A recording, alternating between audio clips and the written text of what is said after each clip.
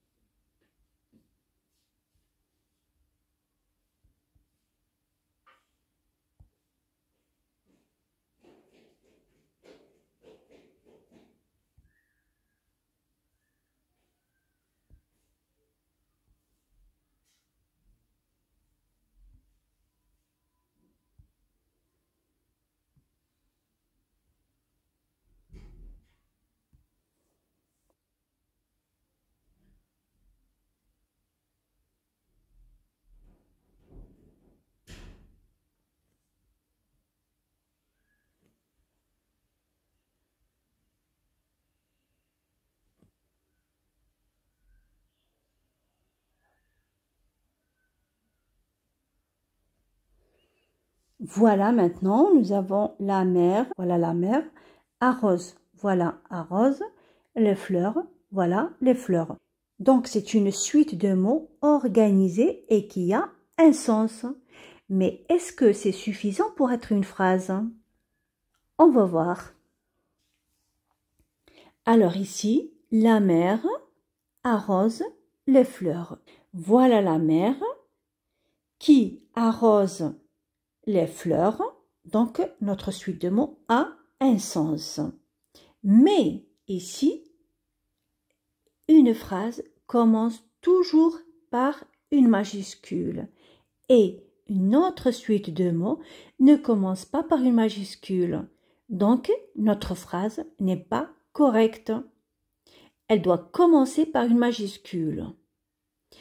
Alors, pour ceux qui ne connaissent pas les majuscules des lettres de l'alphabet, on va les voir tout de suite. Alors, nous avons A qui s'écrit de cette façon. B, C, D, E, F, G, H, I, J, K, L, M, N, O, P, Q, R, S, T, U, V, W, X, Y et enfin Z. Voilà les lettres de l'alphabet en majuscules. Et maintenant, nous avons besoin de la lettre L. Voilà la lettre L. Donc, on va effacer la lettre L minuscule et la remplacer par la lettre L majuscule. Maintenant, notre suite de mots a un sens et commence par une majuscule. Mais est-ce qu'elle remplit toutes les conditions de la phrase? On va voir. La phrase se termine toujours par un point simple, c'est-à-dire de cette façon. Voilà ici, la mère arrose les fleurs. Donc, notre suite de mots qui commence par une majuscule, mais il manque un point. Il n'y a pas de point dans la phrase, donc la phrase n'est pas correcte. Alors, qu'est-ce que je dois faire? Je dois mettre un point simple à la fin. Alors, pour que la phrase soit correcte, elle doit avoir un sens, elle doit commencer par une majuscule et se terminer par un point. Voilà. Mais la phrase ne se termine pas seulement par un point simple. Elle peut aussi se terminer par un point d'exclamation, c'est-à-dire de cette façon. Voilà un exemple. Quel beau paysage! Ici, c'est une suite de mots qui a un sens. Voilà, on s'exclame devant ce beau paysage. Elle commence par une majuscule et se termine par un point d'exclamation.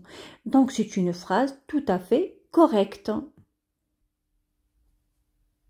La phrase peut aussi se terminer par un point d'interrogation, c'est-à-dire de cette façon. Par exemple ici, où est ma trousse?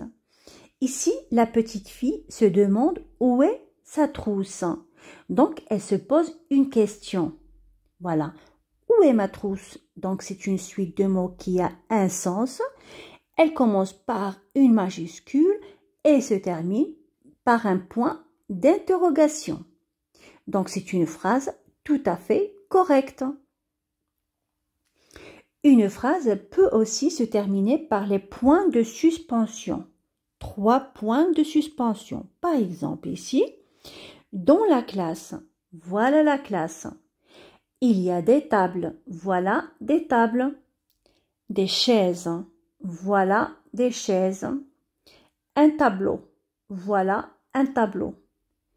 On peut citer autre chose. On peut citer par exemple une bibliothèque. On peut citer des plantes. On peut citer des livres. Mais on ne les a pas cités. Donc ici, on a mis 3 points de suspension. Ça veut dire que la phrase n'est pas encore terminée. On peut citer autre chose. Voilà. Et maintenant, on va voir un petit exercice. Alors, exercice, mets les majuscules et les points où il convient. Voilà. Donc ici, nous avons une suite de mots. La mère, voilà la mère, prépare le petit déjeuner. Voilà la mère qui prépare le petit déjeuner.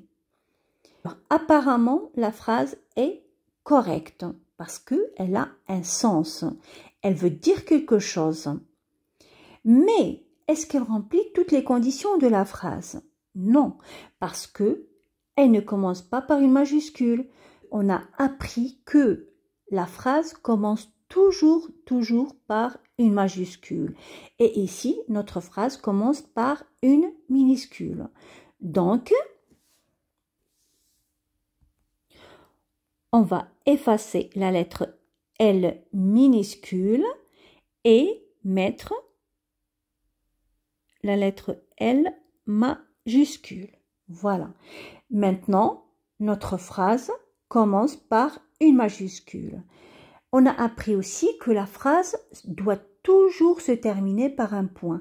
Et ici, notre phrase ne se termine pas par un point. Donc, on doit mettre un point ici. Voilà. Maintenant, la mère prépare le petit déjeuner. Voilà. C'est une suite de mots qui est tout à fait correcte. Voilà la mère qui prépare le petit déjeuner pour ses enfants. Elle commence par une majuscule et se termine par un point. Donc, c'est une phrase tout à fait correcte.